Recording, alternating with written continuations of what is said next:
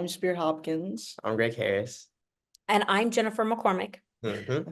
And Mila from our team is on as well. She's our communication director. But I'm just going to tell you right up front, I'm so proud of you guys. Well done.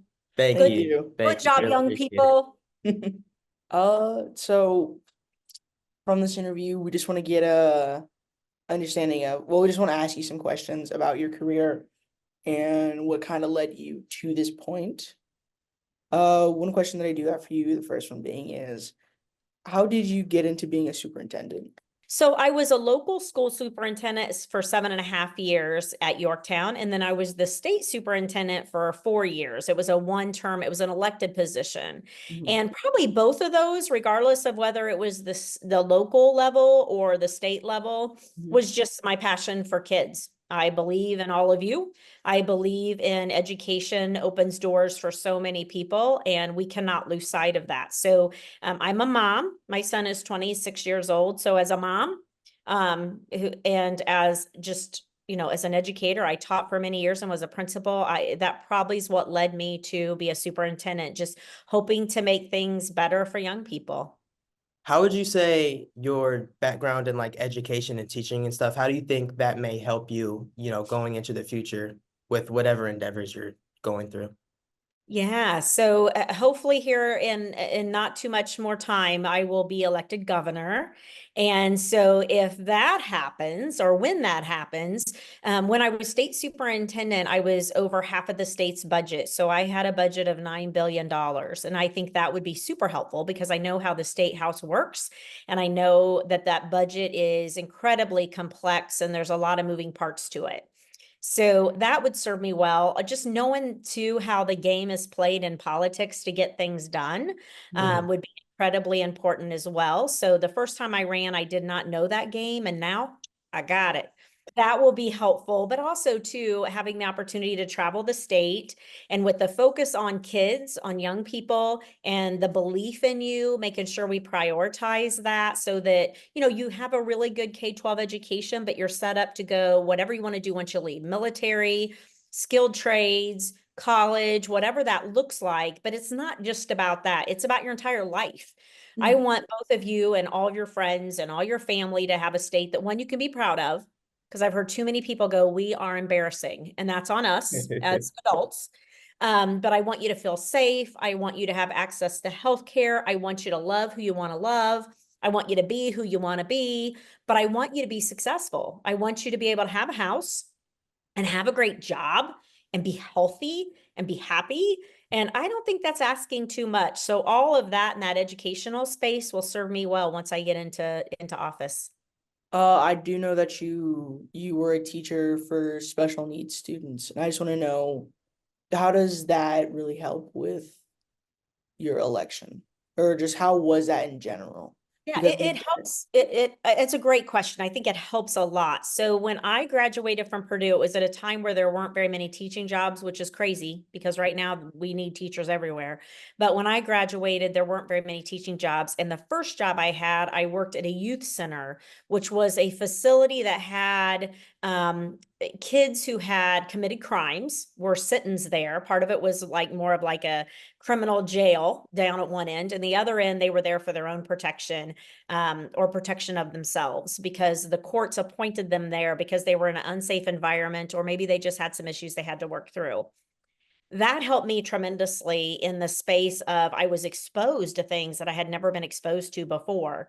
And so I learned a lot, learned a lot about systems and learned a lot about kids and families and how when it's dysfunctional, it's a mess and it impacts everything. So that was a good lesson for me. And I think that's where my passion for serving students with special needs came from, because I felt like I was pretty good at it. I think part of it was, just having high expectations for those students regardless, but also making sure that they had someone who would be a champion for them. It was a tough job, and anybody who teaches special education, I commend them. And it was more the paperwork that I was like, I've had enough of the paperwork. I'll move into teaching 6th grade now. But I loved every minute of it. I learned a ton. But I think it really it developed, I was always passionate and compassionate about people, but I think it really helped with that. I also developed great rapport with families, because when you have a child who's identified special needs, you get to meet everybody. I met moms and dads and aunts and uncles, and just that family unit became so important. So it served me very well. I enjoyed every minute of it. What experiences in your life, or, just moments that you went through, made you really want to say like, hey, I want to be, I want to be a politician, and, I want to run for governor and stuff? It's a great question. So I never, ever, ever, ever thought I'd run for any office. In fact, I had been in, a principal, a teacher, a local superintendent for decades. Okay. So, and then I saw a need for state superintendent. I thought, I think I could fix it or help someone who's willing to do it. Because I'm like, I don't know how to run for office. I don't know who I would call. I don't know where to buy a yard sign. I don't know how this works. And honestly, when I ran the first time, the Republican Party makes you pay in order to run. And so I had to come up with 10% of the salary. So I would have to pay $10,000. And so to get on the ticket, and I was like, I'm not wealthy like that. Like I don't starve, but I just also have $10,000 laying around to pay. Mhm. And so there was a lot of moving parts to it, but once we figured it out and got some support, that's when I ran. And I did it simply for the fact of just trying to help people. I felt like people deserved better. Kids, I ran, but for state superintendency, it was all about kids, my kid being one of them. I just felt like I would hope someone would do it for my kid. So I'm going to do it for everybody's kid. And, I'm humbled that I was successful and I got to serve the state of Indiana. And I truly feel like it is public service, and learned a lot at the State House. Some was good, some of it was good, some was bad, and some was really ugly. And so you either try to forget that and think that's not happening in the state of Indiana, or you're like, this is Crazyville and I'm going to try to help it. And so for me, it was about making the decision once again to jump in and try to help. When you do become governor, what is one Good thing? job, Spirit. Good job. When you do become governor, what is one major thing that you do plan on changing for school systems? Well, you don't have enough adequate funding. And when you don't have that, you don't have like the counselors you all need. I feel like that's an area like career development that people just hope for the best. And people in the schools are doing the best they can. You have teachers and faculty and staff doing the best they can. But when you have no money, it's very limited on the services you can get. Then your class sizes are bigger, and then the discipline becomes an issue. And, you have kids that don't come to school because they don't want to come to school, and no one goes and chases them to get them back because you have to have money to do all that. Sorry, my dogs have decided it's playtime. And so there's just a lot of pieces to it, but adequate funding. And when you do that, it incentivizes people to go into teaching because they can make a living. It also gives you more programming and gives you all more services. And I am just a firm believer that it's an investment. We're going to invest in young people for the whole state to be strong, or we're not, and we're all going to just crumble. And it's really that simple. What caused, would you say, your switch from the Republican Party to the Democratic Party? For me, it was about values. I had always taught kids when I was a teacher, and I'm sure you guys have heard it from your teachers, that character mattered, that you should be kind to people, that you should take care of one another. Your character, it matters. And then I saw what was happening in the Republican Party, and I'm like, oof, that just does not look good, feel good, sound good. It's not good. And so for me, it was about that character piece. I had always been one to empower people, to try to educate people, to work with people, to not be judgmental of people. So I had really made an effort to do that my entire career. And as state superintendent, I also knew too that like the needs of, let's say, South Bend were very different than the needs in Randolph County. And the needs of Randolph County are very different than Evansville. But the one size fits all was going on. And when I pushed against that, they didn't like it because it wasn't about people. It was about their political party. And it just wasn't me. I mean, it wasn't me. And so I struggled with it because I was staying true to who I am. So for me, it was about values, and I will never, no party is worth giving up your values. And shame on me if I would have taught kids for 20 years that their character mattered, they could all come back and go, you lied. You were just not telling us the truth. So for me, it was about values. out of every, I guess, extra school, like extracurricular that kids do, what do you think is the most engaging and how do you plan on helping that one if it needs help? Well, for me, I mean, I celebrate all extracurricular and co-curricular. So depending on how schools define that, but I think if someone's passion is band or chess club or basketball or swimming, we were a wrestling family, or the arts. I mean, it takes all. That's why you have to have a well-rounded curriculum. But I also am a firm believer that every student should participate in something extracurricular. One, the skills you learn from that are amazing. Two, it gives back to the community. So the community has given to you, and now it's time to give back. I know when I was in high school, I had to work. I worked since I was young because I needed money. If I had wheels and I needed gas, and I mean, if I wanted, mascara, I had to go buy it. And so I needed money. And so we also made sure that with that, I could also participate in extracurriculars. I was an athlete. I played basketball and volleyball and loved every minute of it and learned a lot of skills from that, from my teammates and from just being in that pressury situation. But I also learned a lot from working, just working year round. So I'm a firm believer in extracurricular and co-curricular. I just think it makes you better. So is your program, the radio program, is it extracurricular or is it a course? It's a course. We go through CTE. Yeah. Good deal. And specifically placed at Riley because Riley's a bigger school. They get a little bit more funding than some of the other ones. But we go through here, and I think it's amazing that they have this program for us. Yeah, I've been to that. I've been to your school, and it has a lot of very cool career tech ed programs. And so making sure we can hang on to those. But boy, wouldn't it be cool if like a lot of students had that experience and could do that? Yeah. Yeah, right. How do you plan to get the funds and all the money to back supporting all these schools and kind of raising the salary and everything like that? Great question. You guys are better than some of the people, the people who are doing this for like life. So about 1.6 billion with a B billion goes to private schools, but yet a very few percentage of kids go to private school. And so for me, it's about pausing that program because your school system alone loses millions and millions of dollars a year that should go to you, but it's going outside of your community or it's going into privatization. My concern with that is if someone wants to go to a private school, I don't have a problem with that. If they want to go to a private school, go to a private school. It's just, I don't think the state should fund it. So here's an example. We have state parks and we have community parks. If a bunch of people came to us and said, I don't want to take my family there, I want to join a country club, and they want that money to go to their country club. Well, then you can imagine if everybody took their own money and went to a country club, our parks would fall apart. So there are public goods. When I say public goods, I mean like public schools, public parks, are roads that the government has said we are responsible to take care of because we can't afford it on our own.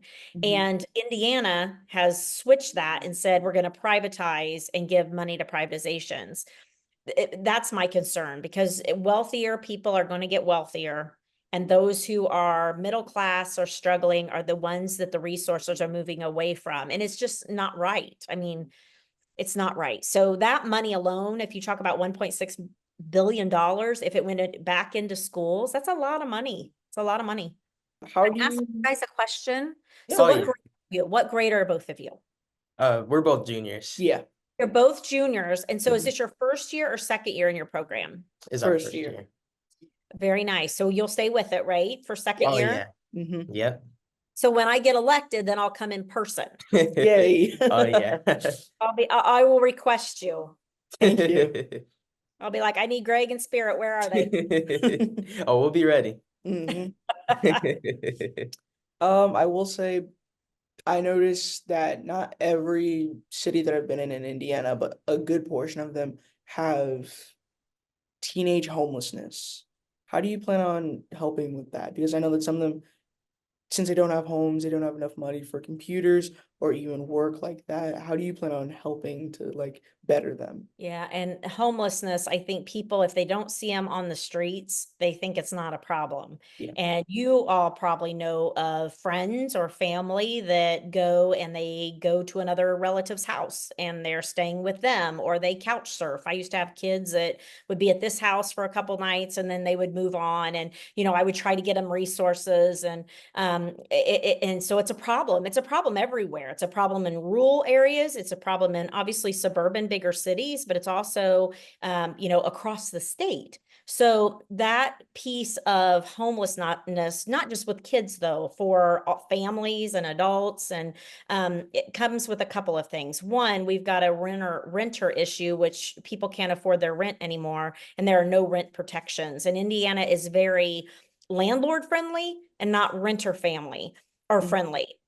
And so when we put out some plans, we mentioned to boost up that renter family piece, also helping them with their property taxes, which is a whole long conversation, but that would help bring back the amount of money they would have in their pocket to be able to maybe pay that rent, so that people aren't getting displaced. Because once you start moving like that, it's really hard to catch your breath. A Mhm. bigger part of this is Indiana is 47th out of 50, 47th in annual wage growth. So when all these things are going up in cost, our groceries, our gas, our utilities, housing, our wages aren't going up. So when you're making $10 an hour, $15 an hour, we call that working poor. You're working, but you're poor. And so then you can't afford anything, So and we do have a call for better paying jobs. And when that development comes in, incentivizing those better paying jobs. So there's a whole lot of pieces to that, but it starts with making sure jobs are available, but making sure that resources are available. So if you're in that situation right now, many of our kids don't have anywhere to go. Mhm. And so, unless a friend or family member takes them in, and we need better resources, and those were all cut back 20 years ago. And we need to make sure that we have resources and kids are educated on where to go, and not just kids, but adults. If there's one big thing outside of maybe helping towards the youth or anything, what would you say that is? So healthcare is a big piece of our platform. I'm a big champion for women's reproductive freedoms because I have been pregnant. I've had a child. I know pregnancy happens and it can be difficult and things happen, and women have to have the option to make decisions, but also about affordable healthcare. Many of our communities are pockets where they can't get to healthcare, anybody. Mhm. And so they have to travel, and some people don't have the means to travel. And so it becomes a healthcare issue. We've talked about establishing more telehealth where you can get on, a Zoom, and you have more access that way, but that's also very limited in parts of our state. So healthcare is a huge piece. We are the third highest cost of healthcare in the nation. And so if you go get a procedure, we're the third highest, there's no reason for that. It's the competition has been cut down, and that's completely controlled by our state house. So healthcare is one. The wage issue that I talked about, getting those wages up to help everybody, but also environmental. I'm very, very, very concerned about your water, your air, and your soil. If we don't get that right, I'm going to be gone and you're all going to be here. And that's a huge problem. And I tell people, take your age today, however old you are, and then add 8 years. Because for this race, it's probably not about one term, it's about 2 terms. And if you take your age and add 8, that's what you should be worried about. Your life in 8 years, you will probably be looking for somewhere to live. You'll probably be trying to get a job. You may be thinking about starting a family. I mean, there are so many pieces of that are in that 8-year span that we need to make sure that young people are aware of that. So they're encouraging those who are eligible to vote to go vote. Because really, we're voting for those who can't. We're Mhm. voting for the young people who just aren't old enough to vote yet. We want to thank you for your time. Mhm. It was great talking to you, getting to ask you all these questions and everything. Thank you. Thank you. Who's your teacher? Mr. Richardson and Miss Celeste. Mhm. Make sure you tell them I said thank you for what they do. Oh yeah, of course. And then you make sure you tell them today, like, hey, you two are amazing. Just tell them and Oh, mean it. I do have one last question. Okay. This is kind of a silly question though. What type of music do you like? Oh, I like eclectic. So, I kind of like it depends on my mood. So I can jam out to Turnpike Troubadours, Lizzo. I like some of old school John Mellencamp. It just kind of depends on, I like old Snoop. There's times where I jam him when I'm trying to get a run in. So I'm kind of eclectic. It's just kind of the mood that I'm in. I like music. I mean, I do like music, but yeah, I'm not one person that like I'm just a Swiftie and that's it. That's not me. I like all kinds of different music. What kind do you guys listen to? Oh, well, since we actually have a radio show and we kind of divided in half with both of our music taste, I like heavy metal. I like hip hop, Yeah. but Hip-hop. I feel like, I mean, as far as you go, you say, you know, you like everything. I feel like both of us are kind of in that same boat where Yeah, we because just, we kind of intertwine to each other's music. So yeah. anytime sometimes I'll catch him listening to metal and sometimes he'll catch me listening to hip hop. And it's just funny to see like how we made an influence on each other. Is it kind of just your mood, the mood you're in? Yeah. Yeah. Yeah. Good for you. It's just the power of music, right? We had Yeah. a fundraiser and it was called Musicians for McCormick. And we went from like heavy metal to country to like a symphony group played, just kind of instrumental. I mean, it was just cool. It was just cool. So, but it just kind of depends on the mood. I just appreciate people who are musical. Do either one of you sing? No, but we are in band. Yeah, So What do you both- play? What do you play? well, I pretty much play guitar for every form of band, so that includes marching, jazz, maybe concert if I can. You're kind of a rocker, aren't you? Yeah. It's like, yeah. Yeah. Okay, Greg, what do you play? I mean, I like to play a lot of different things. I'm just like a big music fan in general. You know, I play the piano, the drums, the guitar. I just like to pick up whatever I can because just whatever sounds cool to me, I guess, you know. And as far as singing, I'm not vocally trained or anything, you know, but I might hum a little tune. I do music. I don't do You're singing. more skilled than you're letting on. Is he being humble right now? Yes, Spirit, yes, help me out. Let's sing something. Let me judge. Oh, Sing, whoa. just pick anything. I can't do all that now. I can't do all that now. You can't sing on demand. Nope. You can give me something. I wish I had the vocal cords for it. I wish I had the vocal cords for it. Oh, you're being humble. Nah. Maybe when I get to see you again. Okay, you be ready. You be Okay. ready to belt out the tune while Spirit plays her guitar. You guys could jam. Oh yeah. All right. Well, you guys are amazing. Thank you. Thank you. You are too. Thank you for Thank you. having this interview with us. Absolutely. Thanks for the invite. I appreciate you both and make sure you tell your teachers. Thank you. We will. Bye, guys. Bye-bye. See you. Have a great day.